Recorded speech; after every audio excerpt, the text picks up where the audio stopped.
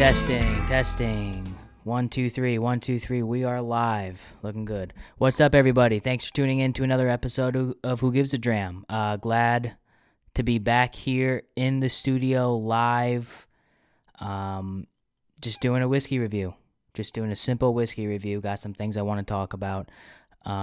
Before we get into the episode, if you guys haven't already, check out my Instagram at Who Gives A Dram. I do have a merch store. If you're looking just for some new sweatshirts, some new t-shirts, if you're a listener of the podcast, or maybe you know someone that listens to the podcast and you want to get them something for Christmas, I do have a merch store. You can go on to Who Gives A Dram on Instagram and click on the link in my bio, or you can go to www.bonfire.com/whogivesadram, and you can access my merch store through there.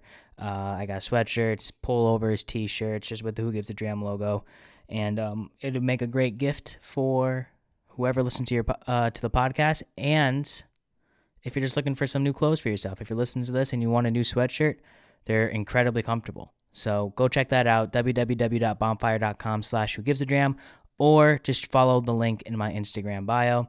Make sure you're following over there as well. Make sure you're subscribed and downloading the episodes, and on YouTube.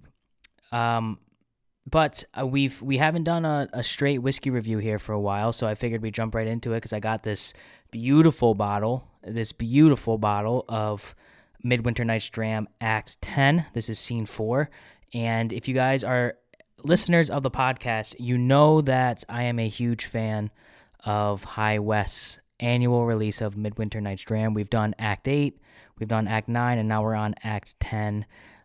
It's their Rendezvous Rye, finished in port barrels, French oak. Port barrels. What am I thinking of a French oak? I'm thinking of Penelope Architect, because I was just talking about that with my brother. This is finished in port barrels, so it's a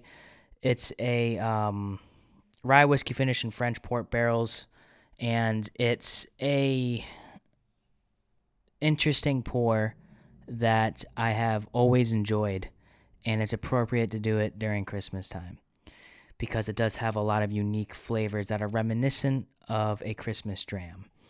Also going to be getting into some fight talk. I have one movie opinion that I want to get out of my system as well, and we'll get into that. But first, I want to thank both of my previous guests that I've had on the past 2 weeks. I want to thank Amy, who's at The Liquid Pharmacist on Instagram, and I also want to thank Ryan, at That One Dude Ryan on Instagram, for taking some time out of their schedules to come on to the podcast. I'm lucky enough to call them both my friends, and I really, really appreciated both of them coming on the show. I've known Ryan since I started the show, and he's always been super cool, and I've always made it a point to keep in contact with him because I just think he has some of the best content out there. I saw that there was some bracket for content creators, whiskey content creators, that some random person just made, that the people that are in the bracket seem to be pushing. I don't know what it is. I don't know what that is, but if Ryan or Bill Binder don't win that, then you know what? Those I think are the two best whiskey content creators out there. But I really like Ryan just as a man, and he was phenomenal on the show, and we had a terrific interview. If you haven't checked it out, it's last week's episode, and it's fantastic. Also having Amy on the podcast, I believe she said it was her first podcast, or at least her first podcast in whiskey, and being able to dive into her backstory and learning more about her on the podcast, because I haven't known her for as long, was a treat. And they're both incredible people.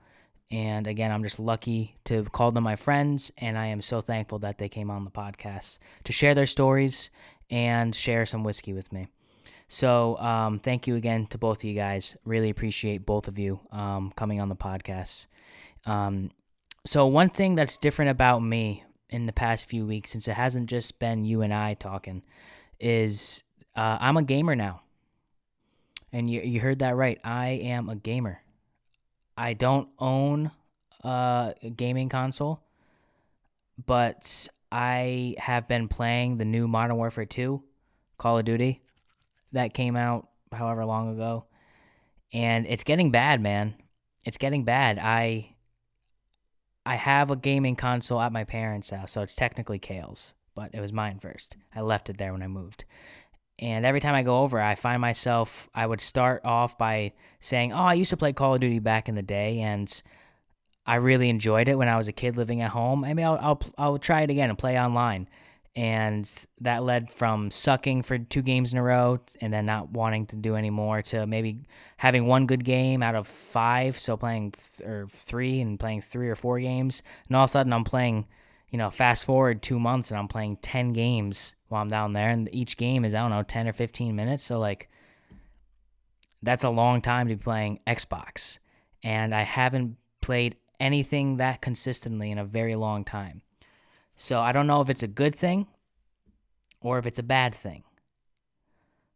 My heart tells me it's a good thing because there are other things that people could be doing. They could be doing drugs. They could be doing illegal activities. They could be, drinking themselves to death. They could be doing a lot of different things, and video games seem harmless. But my gut tells me that it's not a good thing and that I should be taking up my time with more productive and valuable ventures, whatever that is.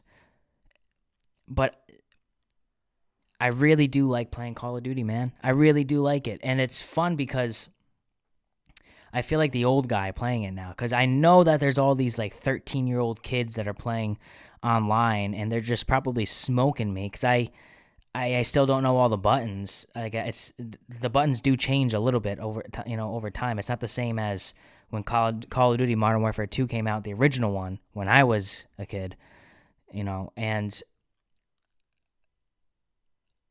plus people play on PCs now, so it's like, they have they have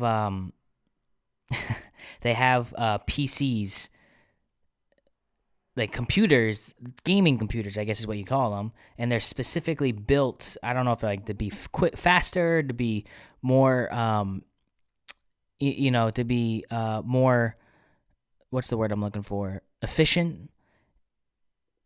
But I would imagine a lot of people are playing on PC now, and that probably gives them an advantage if I had to guess. Because if you're playing a video game on PC, you're very committed. You don't have a gaming computer unless you are a nerd. Let's put it that way. If you have a gaming PC, you're a nerd.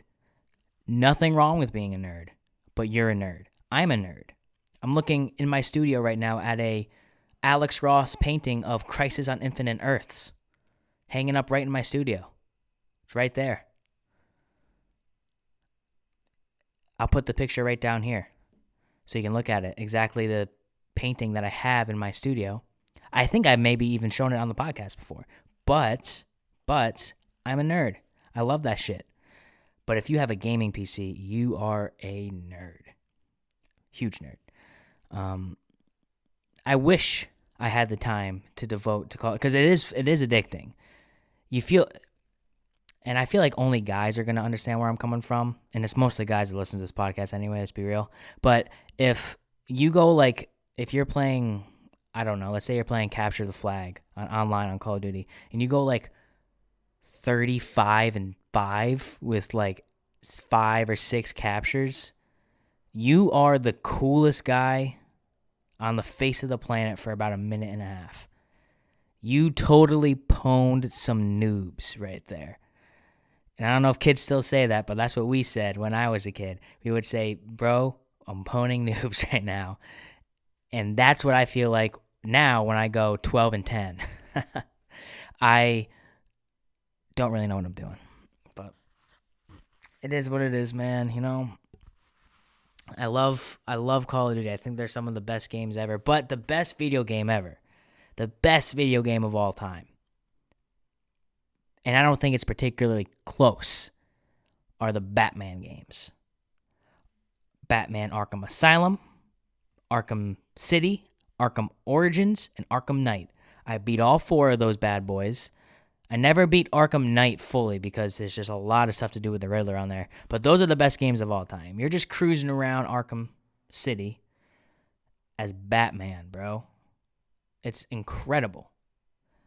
They should make a Superman game where you can play as Superman. That would be even cooler. But yeah, I'm a gamer now. I'm thinking about buying an Xbox for my apartment too. Don't know if it's a good idea or not. Because I do have some downtime at home. I feel like it wouldn't be a bad thing, like from like 9 to 9:30 if I played video games. If I'm not doing anything, I'm not working on the podcast, I'm not making dinner, cleaning. If I'm free from 9 to 9:30, if I'm watching a movie, maybe I play some video games, and then from 9:30 to 10, I wind down, and then by 10 o'clock I'm in bed. Like that's not a bad routine, right? Just do something mindless to get my mind off of the podcasting or the work-related stuff or whatever. Just get my mind off of all of it, and I feel like that would be a pretty good escape. But on the other end, what if I can't control myself? And what if I lose control of time and I'm on there for an hour and a half, or I say, oh, just one more game, and all of a sudden it's 2:30 in the morning. Like when I first started watching Lucifer, I got really drunk on whiskey, and I stayed up till 3 a.m. watching like half the first season of Lucifer. Don't know why I did that, but as you guys, if you listen to this podcast, I did an episode where I did my top 5 TV shows, and I paired them with whiskeys. I listed Lucifer in there because it is one of my favorite TV shows. I love Lucifer. He's handsome, but I digress. Yeah, man. What do we got here? We have the Giants are currently playing, so I'm recording this Sunday, December 4th. The Giants are currently playing the Redskins. I actually want to see what the score is right now. I wonder if we can do a little live update here. Giants versus Redskins. It's 23-20. We're going to keep this up because there's 3:43 left in the fourth quarter. So this game's ending live on the podcast. And I don't know if I have to refresh it. See if I can just do it live. That'd be great. So Washington has the ball. It's 2nd and 4 on their 27. So very good. Hopefully we can keep that, because if the Giants win, that is huge. But if the Giants lose, they're probably out of the playoffs. The Giants need to win in order to not cement a playoff spot, but make their chances really good. So this is a big game for them. And I watched a little bit of the card, or I'm sorry, not the card, of the game before I opened up the podcast here. But yeah. All right, let's pour some whiskey in here. I've had a little bit of this, so I bought this from Ron. Shout out Ron at Wyoming Package. And whenever I buy a bottle from Ron, I crack the bottle there because I feel like that's what you should do with your friends. So we've had a little bit of it already, but ooh, very nice cork pop. You guys can't see that. And that was pretty bad. But, I can smell it from here. I don't know if this has been on record or if this is official, if I've officially said this before, but Midwinter Night's Dram bottles are probably my favorite bottles of whiskey. Just beautiful. Look at that right there. I'm going to go in here.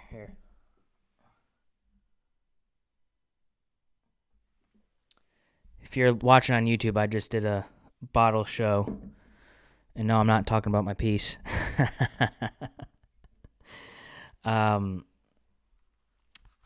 But I do have a few things I want to talk about before we get into the whiskey review, because we do talk about other things on Who Gives a Dram because I like other stuff. All right, 250, quarter 4. It is, I don't know. Doesn't say who has the ball right now. Must be a punt, maybe. But, okay. Getting back on pace here. Talked about being a gamer. Oh, okay, so there were some fights that I'm going to get into, but I have a movie opinion that I think might be a hot take, but I think to the general moviegoer, it's not a hot take, because I think most people agree with me. And this is what I want to say.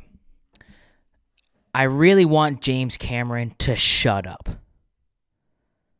Avatar 2 is coming out in a month, or sometime this month in December.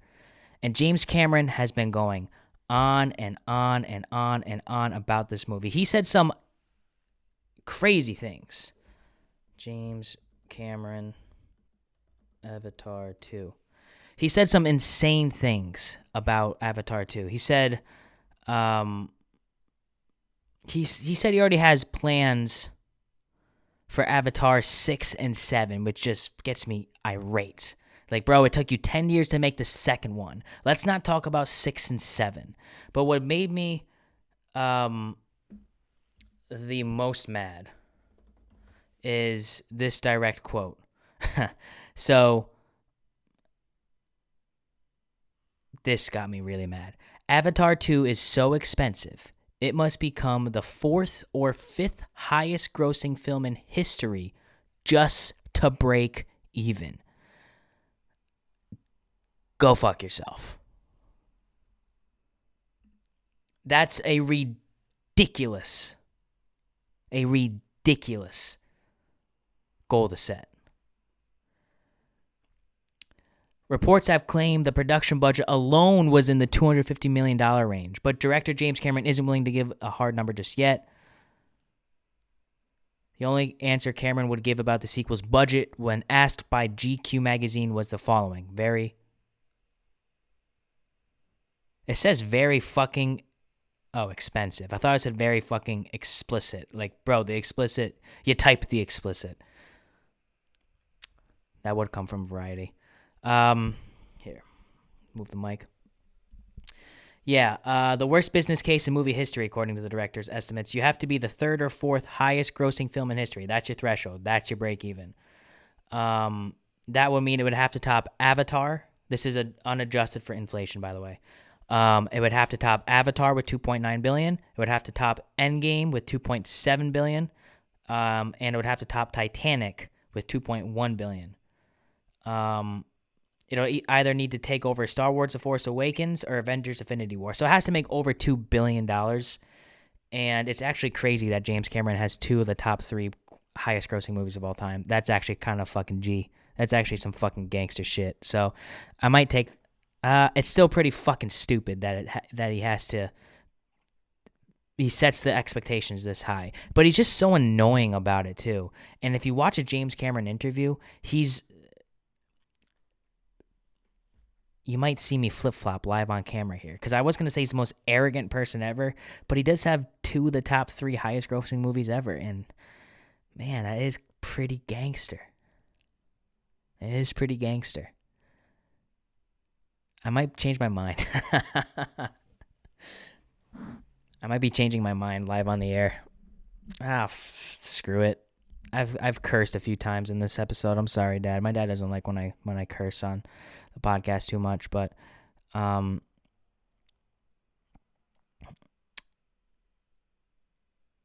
yeah, man.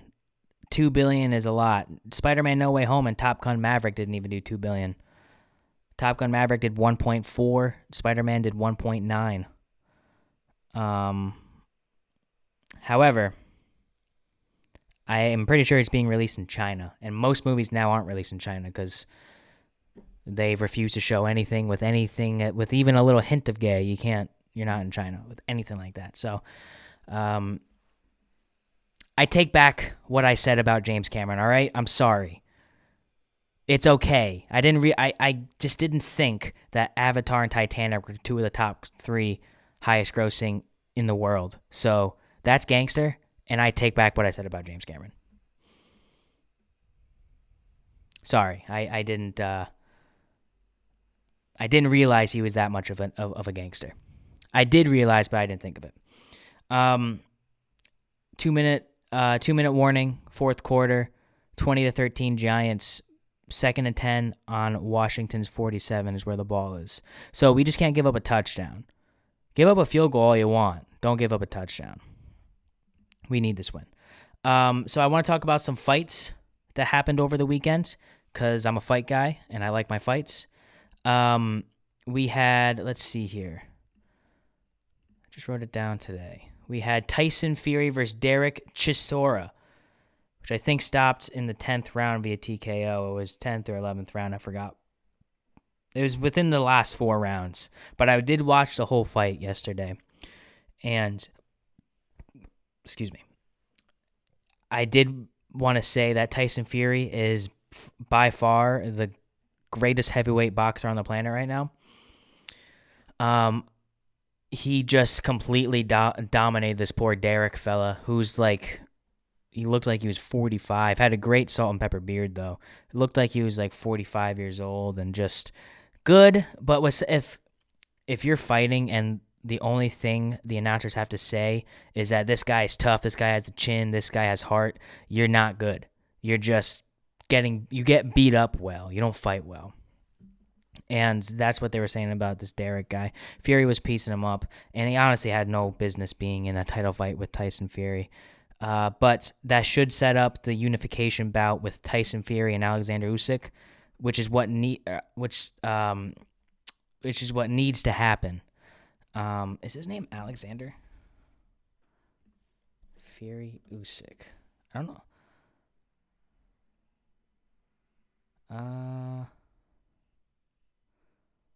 Yeah, Alexander. It's very, very Ukrainian. But this Usyk guy is a badass. He did leave to help Ukraine fight. Oh, Washington scored.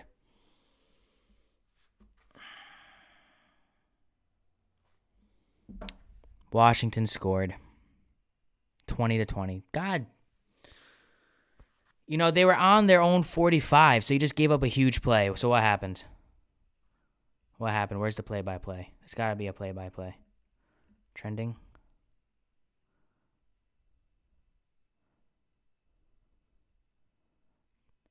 "28-yard touchdown reception that ties the score. Jahan Dotson." Man. Well, let's see. There's a minute 45 left to see if the Giants can do something. If we go into overtime, we better get the ball first, because I don't like our chances of not giving up a touchdown or a field goal. But anyways, yeah. So Fury versus Usyk for the undisputed belt is what needs to happen next. Fury is the WBC and lineal champion, whereas Alexander Usyk holds the rest of the belts, in which he beat Anthony Joshua for them. And we should do Fury versus Joshua is what we should do, but we're doing Fury versus Andy Ruiz, which is still a great fight. But Wilder versus Joshua, but we're getting Wilder versus Andy Ruiz, which is still a great fight, but I think the people want to see Wilder versus Joshua. And the winner doesn't need to get Tyson Fury, because the winner of Wilder versus Ruiz, which is probably going to be Wilder, is going to get Fury, and then we're going to get Tyson Fury versus Deontay Wilder 4, which I don't think anyone wants to see. But that's the way boxing is. It's very weird. Boxing is incredibly strange, which is why I prefer MMA, more specifically UFC. And there was a great UFC Fight Night on last night, so 2 nights ago when this podcast comes out, and it was the greatest. It was one of the best fight nights in recent memory on paper, and it did live up to the expectations. My boy Tai Tuivasa got knocked out in like a minute by the Russian Brock Lesnar. Don't know his name, but he slept Tuivasa, and he came at him hard. My boy Rafael dos Anjos beat Brian Barberena in, I think it was a second round rear naked. And the reason I wanted to bring that up was because at the end, RDA called out Conor McGregor. Now, you guys listen to this podcast. You know I'm a Conor McGregor guy.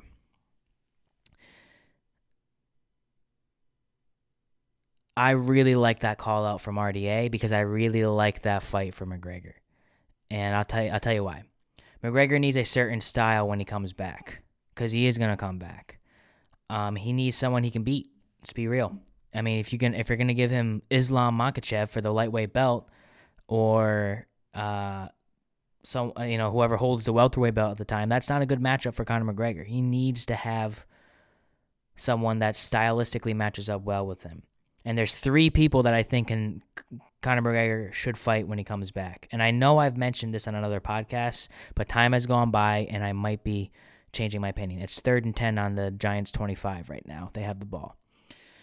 If they go 4 and out, they deserve to lose. 3 people that McGregor should fight. He should either fight Rafael dos Anjos, Max Holloway, or Michael Chandler. And all 3 of those fights should happen at 170. McGregor's not cutting down. It's 4th and 10. So the Giants just went 4 and out. How embarrassing. How freaking... And they gave up like 25 seconds. How embarrassing.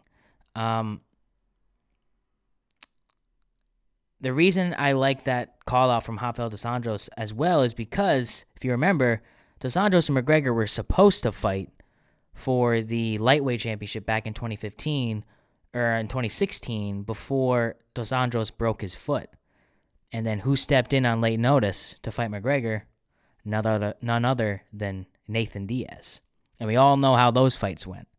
So there is some unfinished business there. They had a very iconic press conference, dos Anjos McGregor, where McGregor came dressed like El Chapo.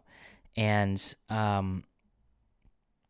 that was a great little back and forth. And that fight, even at the time, was a good matchup for McGregor. So I think that would be a smart fight to make. I think there's already some history you can build on there.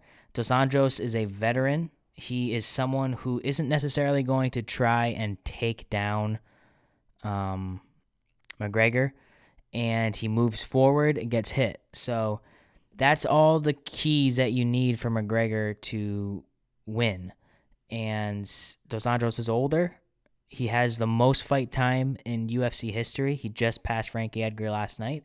So who knows? Maybe that's something that the UFC moves forward with, and I wouldn't blame them. There's already history there. There's already a storyline, and that's going to be the easiest thing for the UFC to build off of. Not that you need to sell a McGregor fight, but it's a natural progression as to the storyline of Conor McGregor and how he's coming back.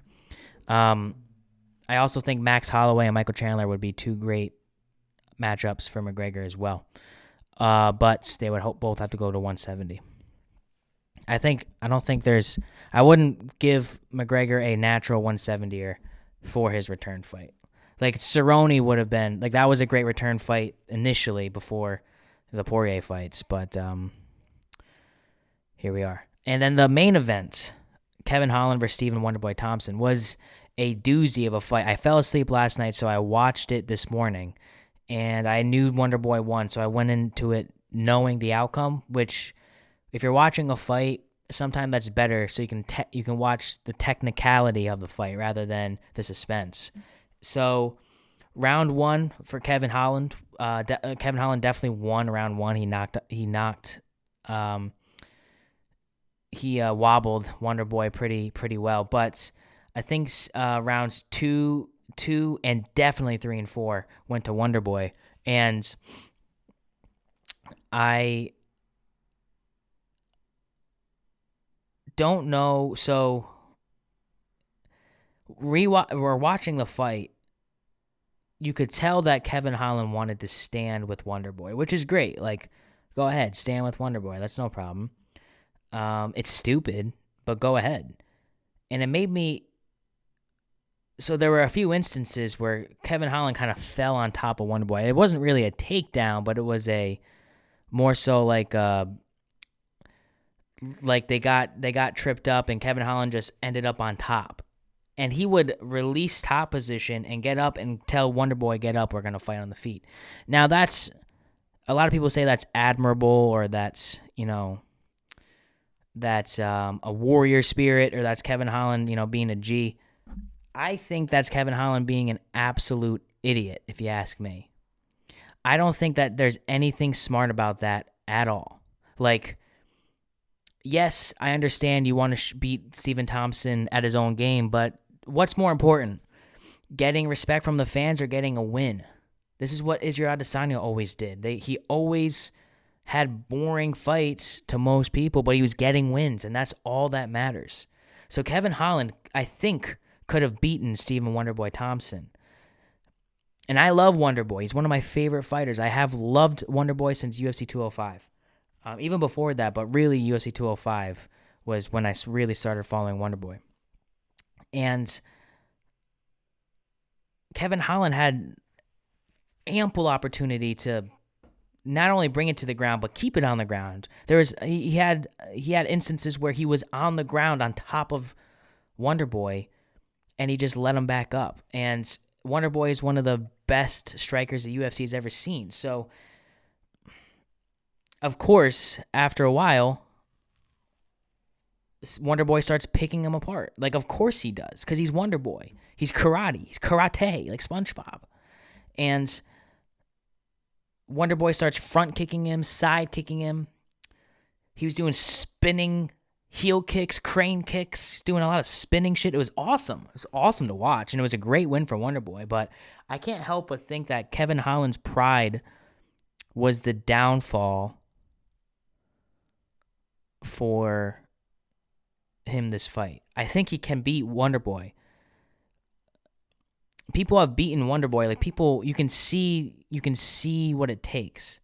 Look at Gilbert Burns versus Wonderboy. Gilbert Burns just took him down, held him down, and that's how you beat Wonderboy. Wonderboy's old. Like, he's 39 years old. He's not a young fighter. So, it is what it is, but I'm happy Wonderboy won. I'm very happy because I am always going to root for Wonderboy. He's probably top 5 fighters for me, if I'm being honest, because Dustin Poirier's not in there anymore. I don't really like him anymore. So I think Kevin Holland lost that fight. I don't think Wonderboy. I don't want to say that. Wonderboy put on a flippin' clinic in his striking, but I think it was more so Kevin Holland lost that fight. He had ample opportunity to hold or to keep the fight on the ground versus Wonderboy, and he just didn't. So whether that's a pride thing or it's still a loss on the old record book. It's still a loss for him. So, and Wonderboy is ranked number 6, and Kevin Holland wasn't ranked, so that would have been a huge win for Kevin Holland. That would have put him 1 win away probably from a title shot. So, or maybe 2 wins. So it's 1st and 10 on the Giants, 16 with 13 seconds left in the fourth quarter. Looks like we're going to be going into overtime. That's exciting.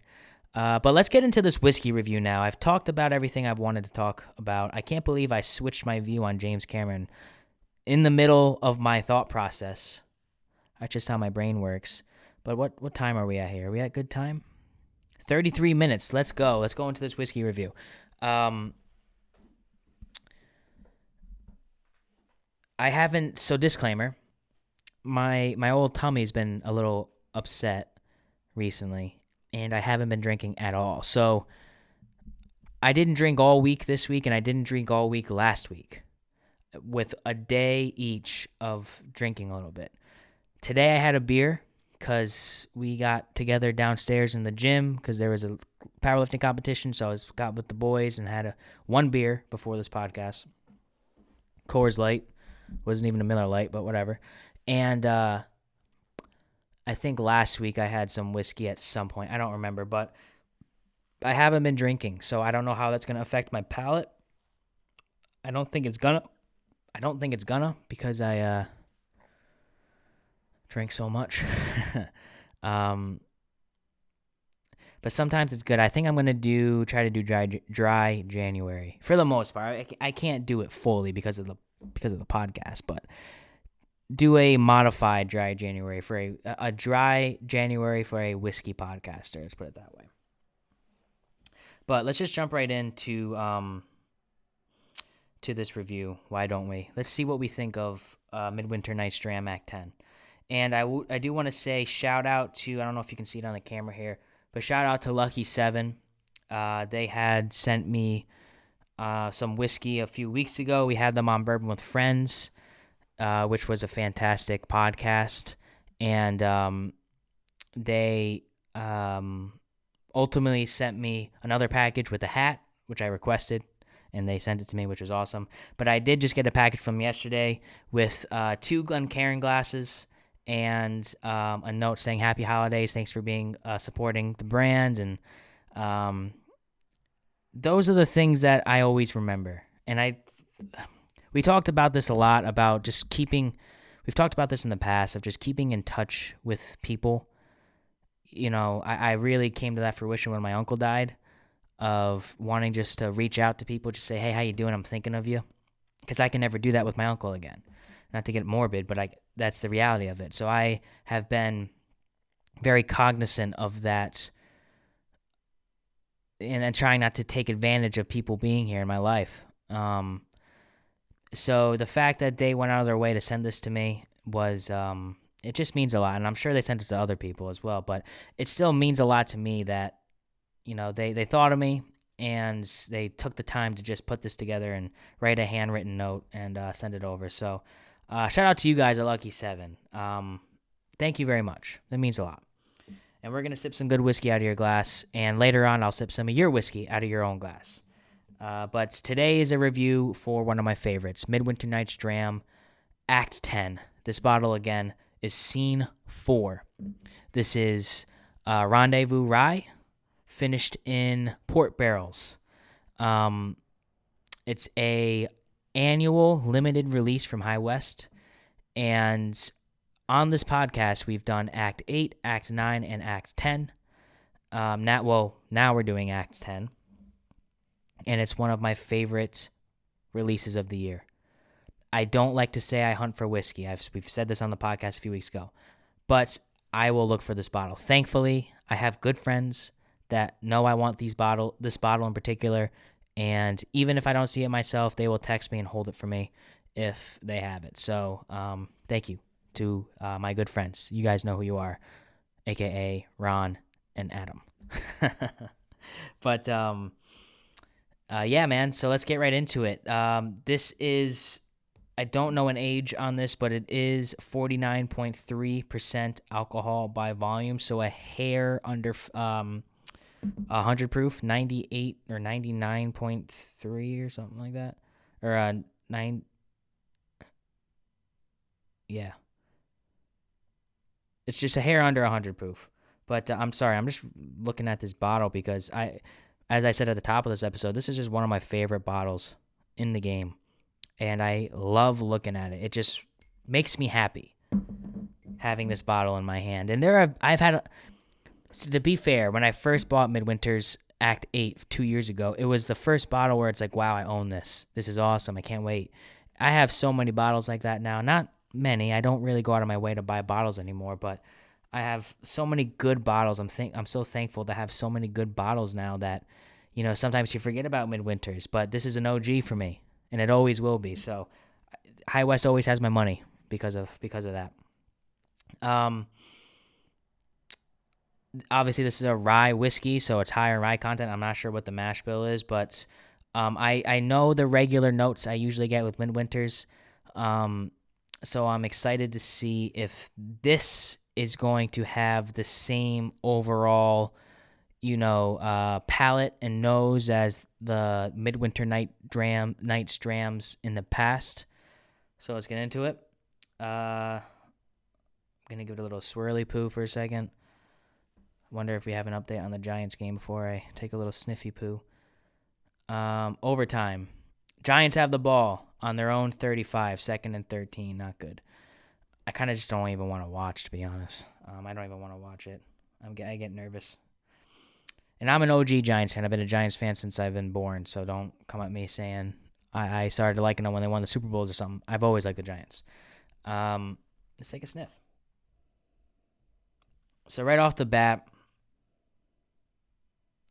I get a bit more vanilla than I usually do.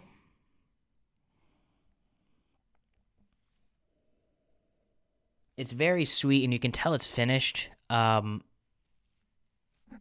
would imagine right off the rip, because this is a more vibrant sweetness, that this would be a sherry cask. But nonetheless, it is port.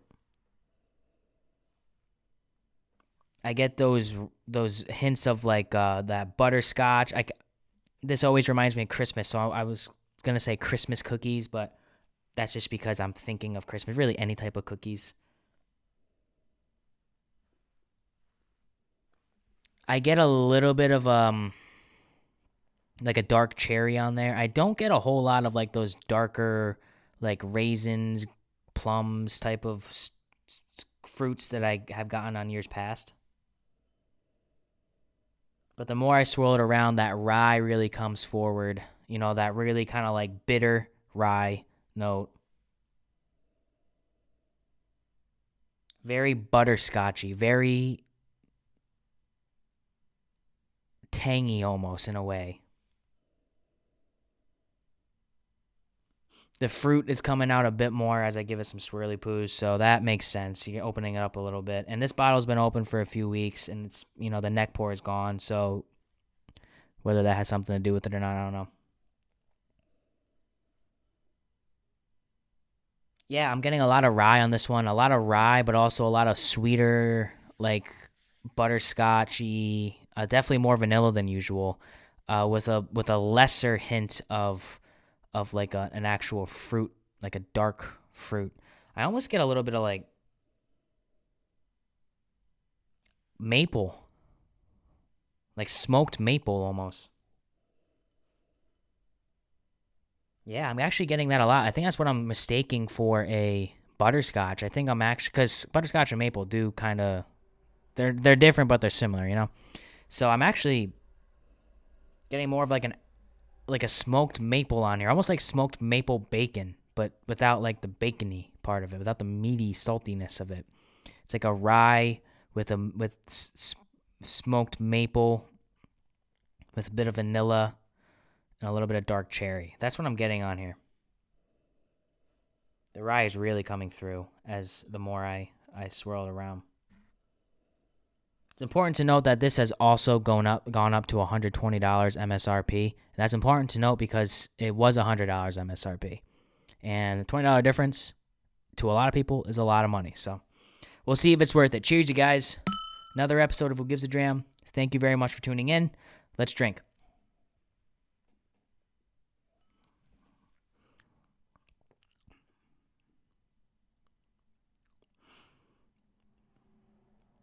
Mm.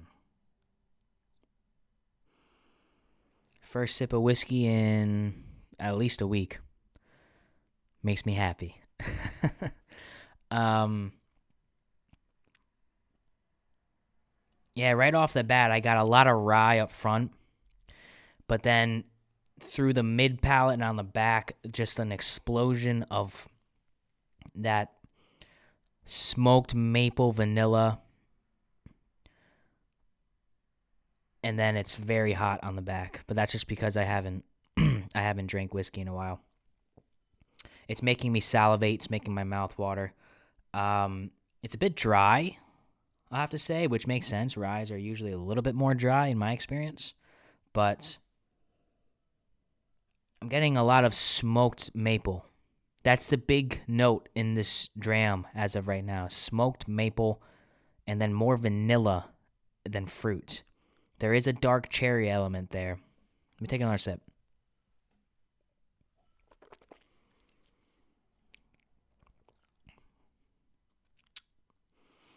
A little bit of like yeah, that's interesting because the rye is very prevalent on the tongue. Very bitter, very like almost like that dill note, tangy. But then as you let it rest and as you swallow it is where a lot more sweetness comes out. And it's a darker sweetness. It's that smoked maple, it's that like darker vanilla, and then on the back it goes back to back like Drake. It goes back to a more rye forward flavor profile. Very interesting. Very interesting.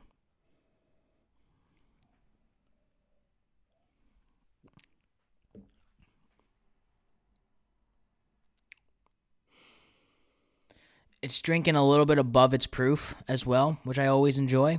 That might be the rye, but I would assume that this is a fairly high rye content. Um, I don't know exactly what it is, but I wouldn't be surprised if it's 70s or even 80s in terms of the amount of rye that's used in the mash bill. So, I mean, 70% to 80%. Because there is a strong rye note in here, but it tastes very similar to years past. I do think there's more. Excuse me. I think there's more of a smoked element, a smoked maple element, in this case, and I think there is a little bit less of a dark fruit aspect. I don't know what the change is on this year's as opposed to years prior, but I do quite enjoy it. I just don't know if I enjoy it enough to give it like a holy crap rating. And especially at $120, I mean, going up that $20, is it worth it? Is there anything that's making that justifiable other than the demand? And I don't think there is. It's a solid dram here. I mean, it's very dry and it's very unusually sweet for this type of whiskey. Now Midwinters are always sweet, but this has a more vibrant and bright sweetness as opposed to what I usually get, which is like dark cherry, dark plum, those really like spicy Christmas notes. This is more of like I keep on hammering this, but a smoked maple vanilla type of, a bit of a mixture of a light sweetness and a dark sweetness. It's different. It's definitely different. And I'm not going to get too much into it because who cares, but I love this stuff. So I'm a little biased.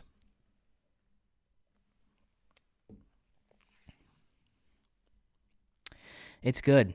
The maple really comes through the more you sip it. And it comes through earlier and earlier on the palate. So this is tasty, man. This is really tasty. I think that there really is no justification for the extra $20 besides demand. And kudos to High West. They know what they're doing. They're terrific at what they do. Their whiskeys are phenomenal, and they're one of my favorite brands. So I will always buy Midwinters unless it gets up to a ridiculous price. If it stays around $120, I will spend the money on it because I like it and it makes me happy. And with that being said, I think that this is a solid pour that, although $120 is expensive, I can see this being worth around that. I think this is more of like an $80 to $100 pour.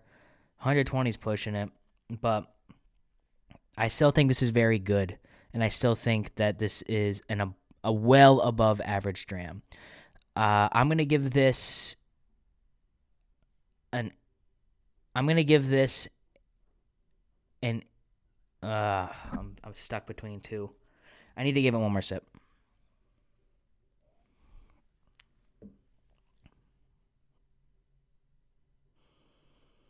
I'm gonna give this an 8.8. It's too good. I was thinking 8.6 because of the price, but it's too good. Like I just think it's too good.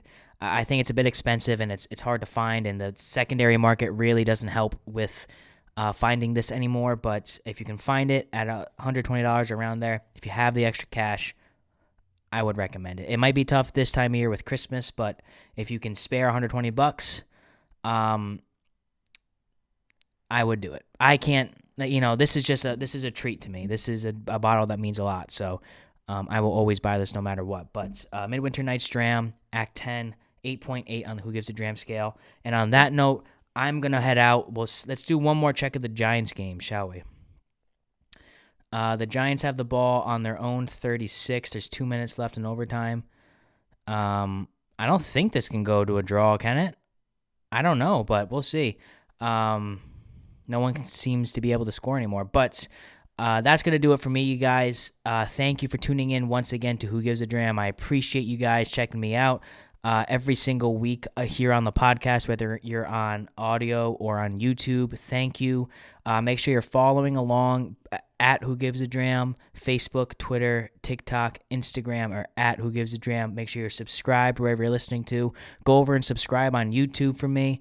Like the videos, comment on the videos. Let's ignite the algorithm and leave me a rating and review on Apple Podcasts. It's a great way for the show to grow.